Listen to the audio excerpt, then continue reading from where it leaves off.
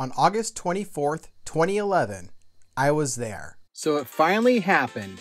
After being a Giants fan since the summer of 1989, it finally happened.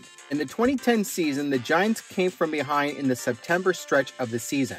They were 4 games back of the San Diego Padres at the end of August for the NL Western Division. Then in the month of September, the Giants began to chip away at the lead, which included taking 3 of 4 in a series in San Diego just before my birthday. Then on the last weekend of the season, the Padres found themselves 3 games behind the Giants. All the Friars needed to do was sweep the Giants and force a 1-game playoff, and they would host the game at Petco Park, which the Padres failed to do on the last day of the season. The Padres had a lead as large as 6.5 games a month and a half earlier, and they did what the Giants did in 1993. The Giants didn't stop there. They ruined Bobby Cox's farewell season in the NLDS. Beat a loaded Phillies team in the NLCS, a loaded Phillies team that boasted the 2010 NL Cy Young Award winner, Roy Halladay. Then the Giants would polish off a team looking to end a long championship drought themselves, the Texas Rangers. The Giants won the series 4-1 and would win the team's first championship since 1954 and the first championship in the San Francisco era. How would they defend their title? They had the same crazy cast of characters coming back. 2010 NL Rookie of the Year Buster Posey, the slugger known as Kung Fu Panda, Pablo Sandoval. Their pitching staff, which consisted of aces like Matt Cain and the starting pitcher for this game I went to, along with Jonathan Sanchez, who pitched a no-hitter in 2009.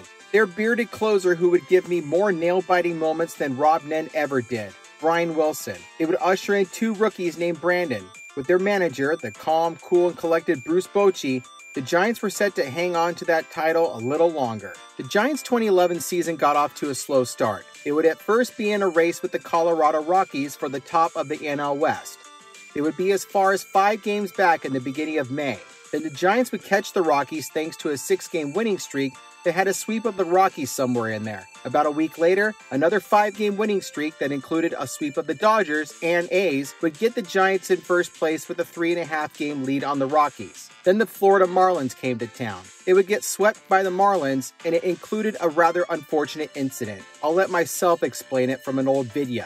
In the second game of a series between the Giants and Marlins, a devastating play happened at home plate which would result in some rule changes about catchers blocking the plate and base runners running towards home plate. In the top of the 12th inning, with 1 out, Emilio Bonifacio would hit a fly ball to right that would get caught for out number 2. Scott Cousins, the runner on third, would tag up and head for home. As Cousins was trying to score, he slammed into Buster Posey, who happened to be blocking the plate. The play was a brutal car crash that resulted in Posey getting a broken leg. The injury would shut him down for the rest of the season. But losing Posey wouldn't affect the team too much. For most of the summer, the Giants would be sitting atop the division. After the All-Star break, they were sitting pretty with a 3-game lead on the Oh, so we have a new challenger, eh? Enter the Arizona Diamondbacks. This would be the team the Giants would deal with for the rest of the year. The Giants would maintain the lead for the rest of July. Then August came, and so did the D-backs. In a 10-game homestand, the Giants won only 3 of those games. That included losing 2 of 3 against Arizona. After that homestand, the Giants would be 2 games back of the Diamondbacks. Over the next 2 weeks, they would lose some ground and were running in place for a while. The Giants would have a brief 2-game set with the Padres. Ever since the Padres squandered the division to the Giants in 2010, they've never been the same. For most of the 2010s decade, nearly all of the 2010s, it would finish at least 15 games out of first place and would usually be near or at the bottom of the division. 2010 was the best season the Padres had since losing the NL wildcard tiebreaker in 2007. They still had a fantastic closer in All-Star Heath Bell, who had 43 saves in 2011 and made his 3rd consecutive All-Star game that season. But other than that, the Padres had a lot of faces that I seldom remembered. I take that back. They had a young first baseman that would go to the Chicago Cubs the next season. I think he went to the All-Star game a few times, won a few gold gloves. He might have won a World Series, I don't know. This was a romantic getaway for my wife and I. We would celebrate our 4-year wedding anniversary a week late with this trip. We took a commuter train from San Jose to San Francisco. 4th and King Streets was the end of the line, a block away from the ballpark. We walked all the way from the station to Chinatown. It was a nice walk through the city and nothing crazy happened. I literally found a street with my name all over it.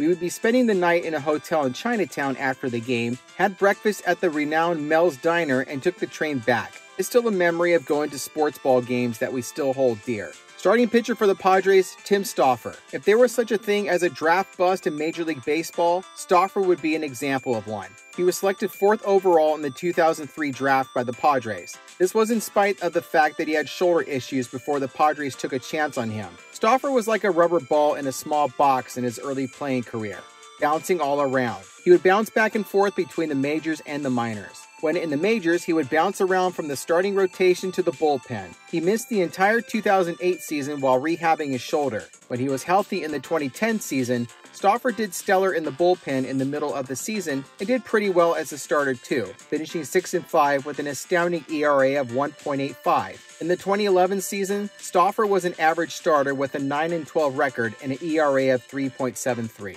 Starting pitcher for the Giants, Tim Lincecum. In the Bochy era of Giants baseball, the team made up for their brand of small ball with a solid starting rotation. The staples were Matt Cain, Madison Bumgarner, and this freaking guy. Emphasis on the word freak. Lincecum was the 10th overall pick in the 2006 draft.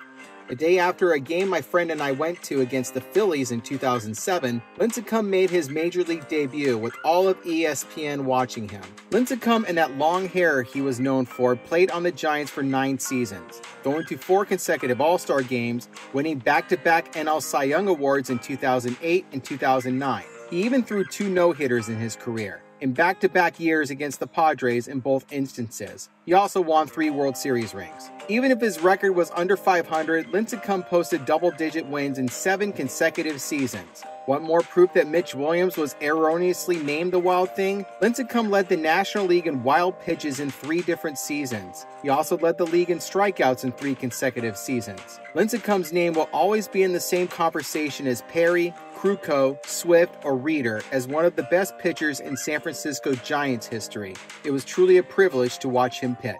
It was an interesting first inning for both sides. In the top of the first, Lincecum was doing fine, striking out Will Venable and getting Jason Bartlett to ground out. Then Timmy forgot where the strike zone was for a few batters, giving up back-to-back walks to Cameron Maybin, Jesus Guzman, and Orlando Hudson to load the bases. But then Lincecum remembered how to be the freak and got Kyle Blanks to line out to get out of the bases loaded jam.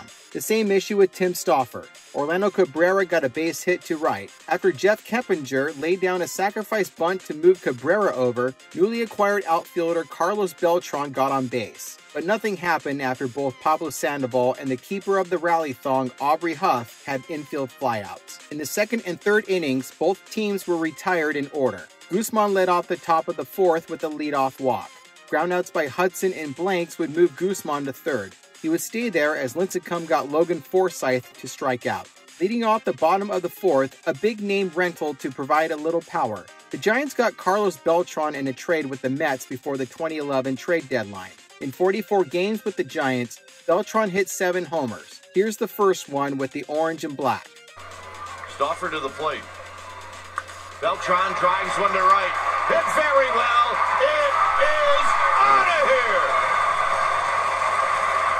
Meanwhile, Lincecum kept the Padre batters in check with a 3-up, 3-down top of the 5th. In the bottom half of the 5th, a young baby giraffe by the name of Brandon Belt led off, and he would put the first offering out deep near Triple's alley. Man, this kid has some speed. After Chris Stewart grounded out, the pitcher's spot was up next. Bochy's going to let Lincecum hit? Surely the skipper has a suicide squeeze on the mind, right? All the way in. Big chopper, and it's a base hit. And Lincecum gets that first RBI, and it's 2-0 Giants. Well, don't that beat all? Not much after that, Orlando Cabrera grounded into an inning-ending double play. In the top of the 6th, Cameron Maybin led off with an infield single. After Guzman flied out, Hudson was able to get the Padres on the board. Driven to right. Beltran moving over, and he's going to try to get it, but it's going to bounce by him, and now we got trouble. Maybin is going to score, and the tying run is at 3rd. But Lincecum was able to get the next 2 batters out to stop the rally. Stauffer would keep the Padres in the game, setting down the Giants in order in the 6th. Lincecum would keep the Padres in the rear view by having a 1-2-3 inning himself in the top of the 7th. After Aaron Cunningham pitch hit for Stafford in the top of the 7th, Josh Spence would pitch for San Diego. Spence got Huff and Cody Ross to ground out. Once again, Belt would get on base with a single to right. Bud Black, not taking a gamble, would replace Spence with Anthony Bass. With Stewart at the plate, Belt stole second. Then Stewart would draw a walk. Up next, could Lincecum strike again and blow the game open? Nope. In the 8th inning, Lincecum and Bass stuck around a little while longer, and each would have an easy 8th. Top of the 9th. Bochy did not let Timmy finish as he would bring in Santiago Casilla to pick up the save, which he did with ease, getting Hudson to line out and recording back-to-back strikeouts against Blanks and Hudley to end the game. Here's the 1-2, and that's the ball game. The Giants would stay 2 games behind the Diamondbacks after this win. There was still plenty of baseball to go. Then after the next 10 games, the lead the Diamondbacks had on the Giants would nearly quadruple to 7 games, thanks to the Giants winning only 4 of the next 10, which included losing 2 of 3 to Arizona.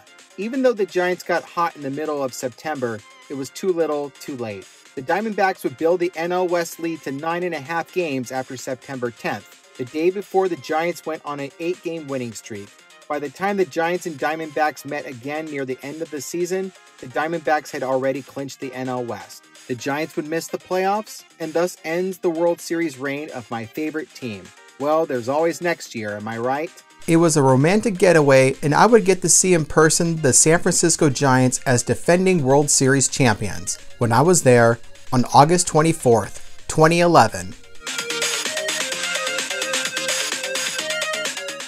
Barry Bonds sitting next to Rob Dean. He's calling up a hit. 2-2.